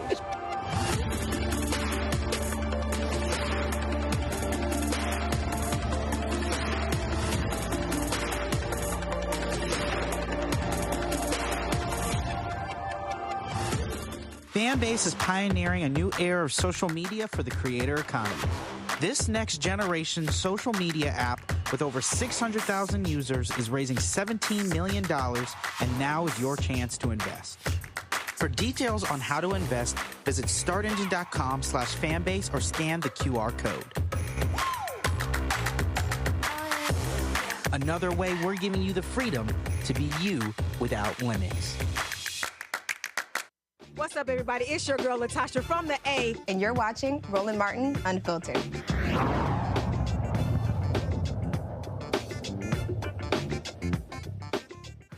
The body of a Georgia airman who was killed by a Florida deputy earlier this month has returned home. A U.S. senior airman Roger Fortson's body arrived at Hartsfield-Jackson Atlanta International Airport today aboard an honor flight. His casket was pulled from the plane, draped with an American flag.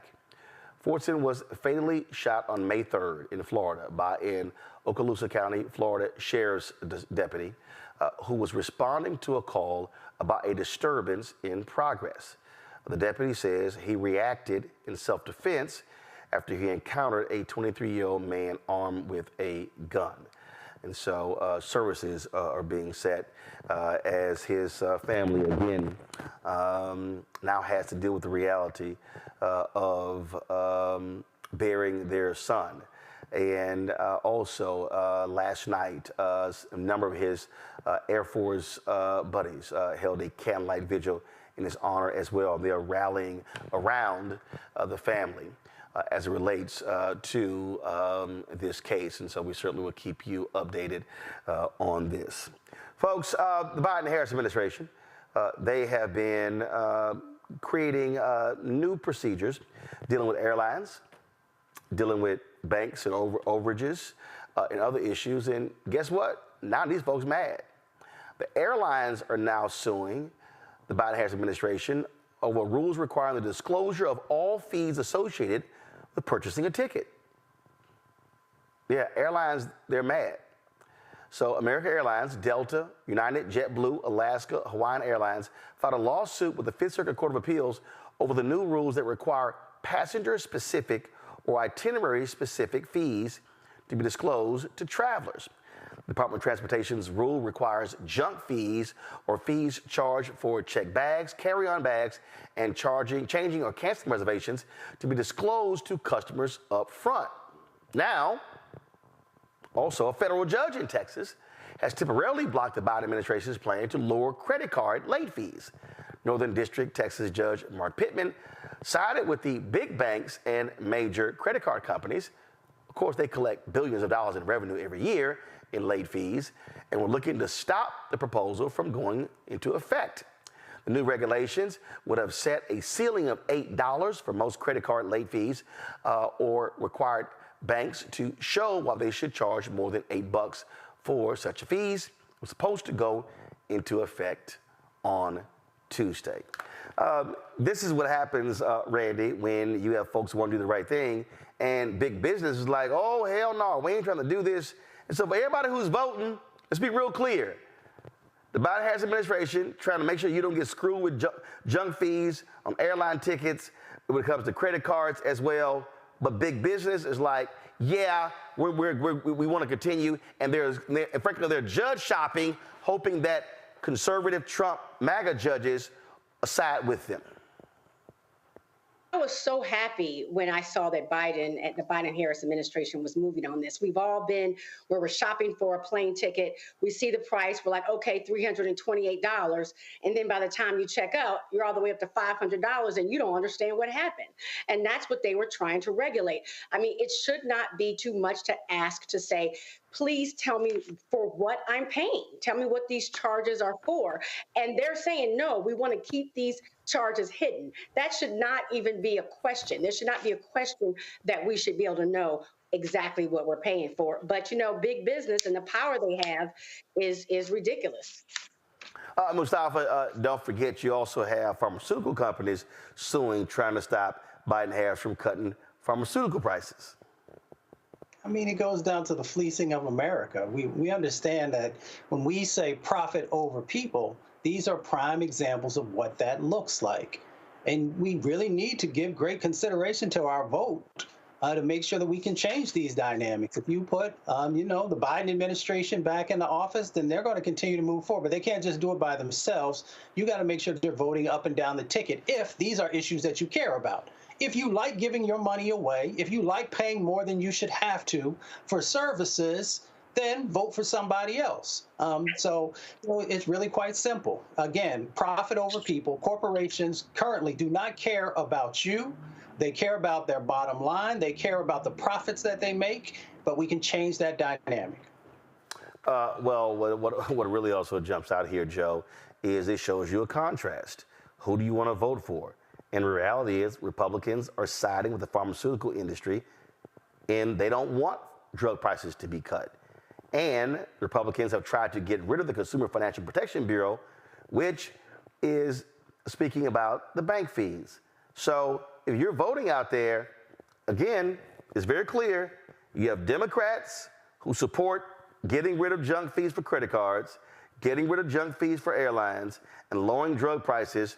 And Republicans and Trump, they want to shut all that down, and they want all those fees to stay in place.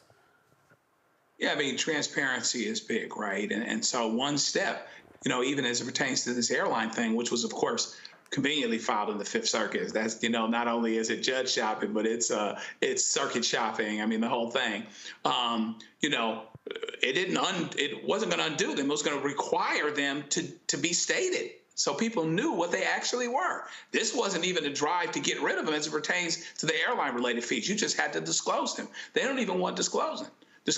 They want it to be a secret, right? And so people have to really look, and it's not sexy, it's not fun, it's not exciting, it's not going to make your toes curl. It's not like a great, fantastic speech by Barack Obama or John F. Kennedy.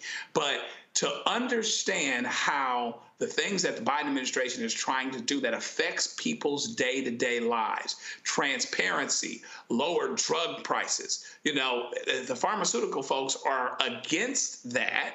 Then what does that tell you? There has to be a balance stricken when you have a situation where literally people that need medication can't afford it. You have to deal with that and address that. Those things are addressing needs. And so you have to pay attention to what's happening with these things, because this is how your vote is going to affect your reality. And you would hate to get on the other end of it, see that you did the wrong thing, and have it be too late. Well, contrast, elections about contrast, and folks got to have facts. And so let's be clear. Republicans are ticked off, even with the capping of insulin at $35 a month. They want those caps lifted. But some of y'all want to holler that I'm caping for a party and living on the plantation. Well, go right ahead and keep paying your junk fees for credit cards and airlines, as well as paying $400 or $500 a month for insulin, because that's going to be the case if Republicans win power. All right, quick break. Come back. Marketplace, right here on Roland Martin Unfiltered on the Black Star Network. On a next, A Balanced Life with me, Dr. Jackie. Staying balanced is tough enough with the normal day-to-day stuff going on. But what happens when we get the unexpected? It may come crashing down through a bad diagnosis for either you or a loved one. My son, he actually was diagnosed with non-Hodgkin's lymphoma, and it came at a very challenging time in my life. I had a lot going on with starting a new business. How to cope and even stay balanced when even the walls are crashing in. That's on the next A Balanced Life with me, Dr. Jackie, here at Black Star Network. Hello, I'm Marissa Mitchell, a news anchor at Fox 5 DC. Hey, what's up? It's Tammy Roman, and you are watching Roland Martin Unfiltered.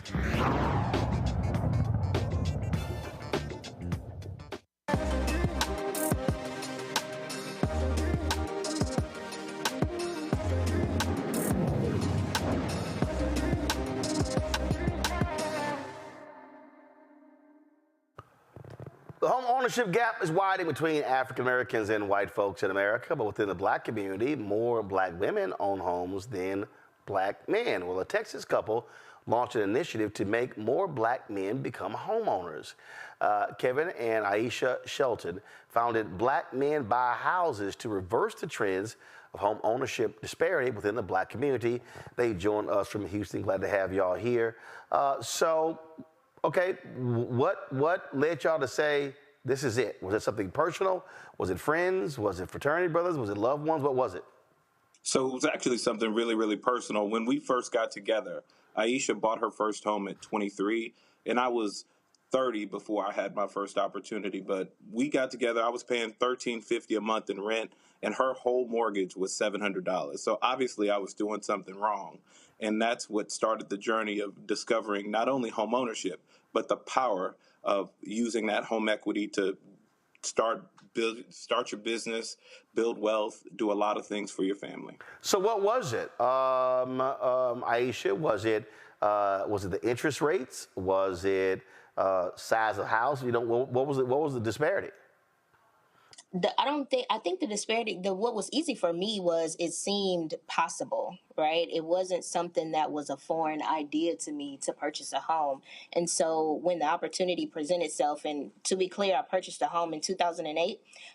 So it was a very different market and a very different time. But most women that I know, most of my colleagues own homes, and it's not even a question. We bought homes at, a very young age. And so, Kevin, for you, were you not seeing brothers who you knew and hung around who would talk about owning homes? They were still renting? Oh, of course. So it was not a conversation. We were talking about cars and clubs and money, but we weren't talking about home ownership and even figuring it out. For me, coming from Third Ward in Houston, Texas, a lot of my friends didn't have parents who were homeowners, and even though my mother owned a home and my grandmother owned a home, nobody really showed me how to do it, especially from a man's perspective. And I had the opportunity to buy a home when I was 19, but I couldn't figure it out. And this was a $9,000 home with a $1,000 payment, and I didn't have $1,000 and I didn't have the credit. And lo and behold, I could have gotten a co-signer, I could have borrowed $1,000, and I just couldn't figure it out.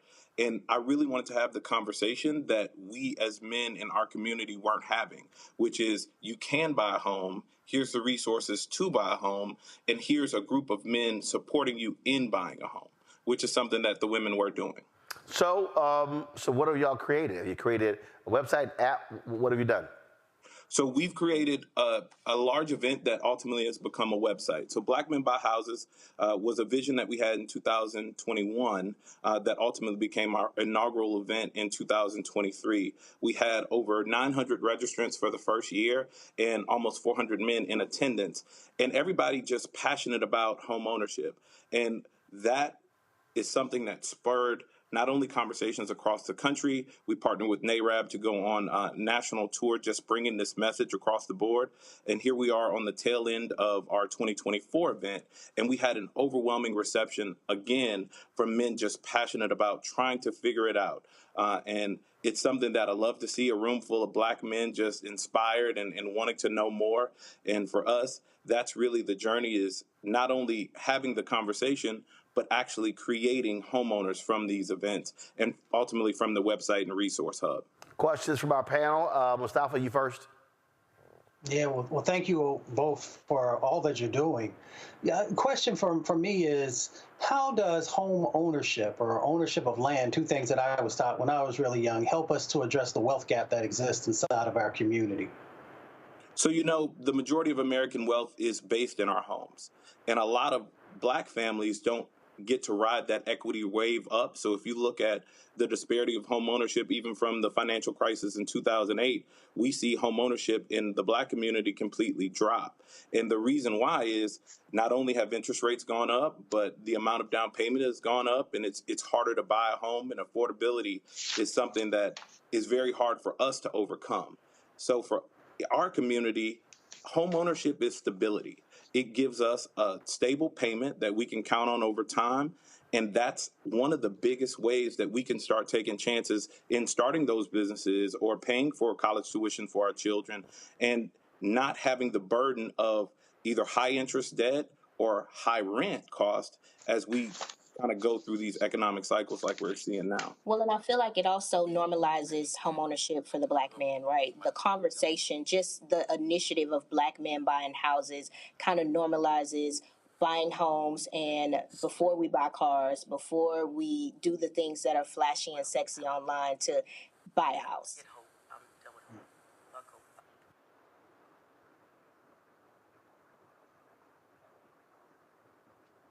Did we lose him? How about that, Joe? Yeah, I certainly want to say we appreciate what it is that you're doing. I wonder, as it pertains to having this program to have X number of men become aware, become home buyers, what is the profile of those men? What's the educational profile? Because what we're hoping is, there are a lot of alternatives, and there always have been. We've grown up on them. Our parents, brothers that were electricians and that were plumbers, and made really good money doing other things. And it just might be that brothers may be a little less likely to go to college, but that doesn't necessarily have to mean that they're less likely to make the money that they need to own a house. And with this knowledge component being very important. So what have you found about the educational and economic profiles of the men that you're trying to reach? And is there work that has to be done in conjunction with other organizations to make more men eligible once they have the knowledge? So I'll tell you, the first year, we didn't recognize how important it was to collect that information. The second year, as we're having conversations with sponsors, they did want to know more about that demographic. And what we found is that we have a lot of educated men that were a part of the conversation and that wanted to have the conversation. But we also had young adults. So we had people invite their grandchildren and their nephews to say, hey, this is something that you should consider regardless of how old you are. And so we did have the opportunity to collect that data this year. We do have a lot of educated men that came to the conference and were interested in the workshop, but also I think that we had some tradesmen come too. And we own a construction company, so we're talking to men who aren't necessarily college graduates on a day-to-day basis. And owning a home is not tied to going to college. Yeah. Owning a home is tied to your economic stability and your family, right? If we look back historically, the families coming from post-slavery, the families coming through the civil rights movement, they didn't necessarily have a college degree, but they understood the importance of ownership. And I think we just have to go back to our roots as a community to champion owning our community. And honestly, men who are in these existing neighborhoods, they should lean on our elders in our community because there's a lot of opportunity to buy some of these older homes from these older families, and you don't need a college degree to do that. Thank you. Great point. Randy? I really applaud your mission. So needed. Are you partnering with larger organizations, even banks, to ensure that that people are educated and committed to buying some homes? So the conversation has definitely been started. The first national organization that we've had the opportunity to partner with is the National Association of Black Real Estate Brokers, NAREB. So that's a great platform. They've taken us on their Black Wealth Tour this year. So we are a component of the Black Wealth Tour for the National Association of Black Real Estate Brokers. Locally, we partner with one of the local Alpha Phi Alpha chapters, 100 Black Men, the local chapter as well. But we are very excited about taking this message message across the country. And our next mission is faith-based organizations as well. We just want to reach out to everywhere that Black men are, and have this conversation and normalize this conversation. Well, there's no shock y'all partner with the alphas. That ain't that hard. Okay. Just saying that ain't that hard. I do have to ask, are y'all doing anything with Operation Hope? Because they're all about trying to increase folks' credit score about 50 to 75 points, which obviously has a direct impact on lowering the interest rates. So we've reached out to a lot of organizations similar to Operation Hope. We haven't connected with them specifically, but we have a partnership with the Urban League and a partnership with a lot of other local chapters. As we go on this national tour, we're starting those conversations with some of the larger organizations like Operation Hope. So we actually have a stop in Atlanta, and we do plan to connect with them in their office because our goal is to get this message out to as many Black men as possible. This is a completely free event. It's completely free resources. We don't want to stop men from accessing this information. It is a great time to buy a home because it's never been easier from a program perspective. There's money for down payment. There's money for assistance. There's resources to help with credit. So there's nothing stopping you except for you. Gotcha. So give folks your website. So it's blackblkmenbuyhouses.com. And then marriageandrealestate.com is our organization for the Black family. Gotcha. All right then. All right. Well, I'm sending John Hope Bryant a text for Operation Hope. So I don't. No disrespect to staff, but I don't go through staff. I go right direct to the folks. So trust me, that'll be real easy for y'all to make the connect. Because trust me, he'll be texting me back shortly. Appreciate it. Glad to see you doing this here, and it's a great thing. But again, though, for a lot of people out there, these brothers who and even sisters understand. People are spending. I told y'all he already hit me back, so I already send y'all. I'll send to Carol, tell y'all who y'all need to connect with to do this. So he just hit me back. Hold on. All right, Carol, I'm sending to you now. So one of the things that I keep telling is a lot of our people, they're spending a crazy amount of money renting homes, and they're not getting anything out of it. Yep. And it just makes no sense. Now, I do tell people there are some instances where leasing or renting makes sense because if you're transient, if depending upon where you are, it makes sense. But it's just for a lot of folk. Listen, I would rather you get into a home and build some equity and then be able to do something with that as opposed to just keep spending your money on other stuff that's not going anywhere. So. Good luck. The rent is not getting any cheaper. The interest rate on rent is 1,000%. So people just need to realize that. Yep. And guess what? They can keep jacking that rent up as much as they want to, as long as demand is there. Yep. Yep. All right. We appreciate it. Thanks a lot. Thank you. All right, folks. Some sad news in memoriam. Christopher Edley, who, of course, a brilliant legal mind, University of California at Berkeley, passed away over the weekend. He, of course, really was a strong affirmative action advocate. Chris Edley, trained, taught so many young minds, and again, passed away this weekend. And so many folks definitely have been talking about losing such a significant legal scholar, Joe. Joe, you're on mute. Oh, boy, I don't see that. Go ahead. There you go. Okay, there you go. Sorry about that. Yeah, so here's another legal mind that did so much to help a lot of us. Some of us are out in the well trying cases, et cetera, but there are thought leaders that are training based on the law, based on what's supposed to happen, particularly as it pertains to affirmative action, which has gone back and forth in terms of how it's been evaluated from the Supreme Court on down. And for people to understand these nuances and to have these particular pieces of information and things that we can take from and listen from. I was just talking to a mutual friend of Milton Grimes the other day, and I want to get in contact with him and just sit under him and listen. This is another one of these brothers that helped a whole lot of us, and hopefully we can follow his example. May he rest in peace. Also, folks, Houston has also lost a civil rights and ministerial giant in Reverend William Lawson. Reverend William Lawson was the founder of Wheeler Avenue Baptist Church there in 3rd Ward, Houston. He passed away at the age of 95 years old. Very much involved in civil rights, in economic rights. He also, his daughter Melanie Lawson right there, she longtime reporter anchor at KTRK TV in Houston. There you see him pictured with Reverend Dr. Martin Luther King Jr. And again, very much involved. An amazing, amazing brother, and also a proud member of Alpha Fraternity Incorporated. Reverend William Lawson, dead at the age of 95. Folks, that is it for us. Let me thank Joe. Let me thank Randy, Mustafa as well for being on today's show. Thank you so very much, folks. I shall see you guys tomorrow. Tomorrow we're going to talk about the National Black Voter Project. We're going to get today, but the Black Lives Matter interview went longer than I expected because it was information that I needed to get. So we'll do that. Folks, you hear me talk about this all the time.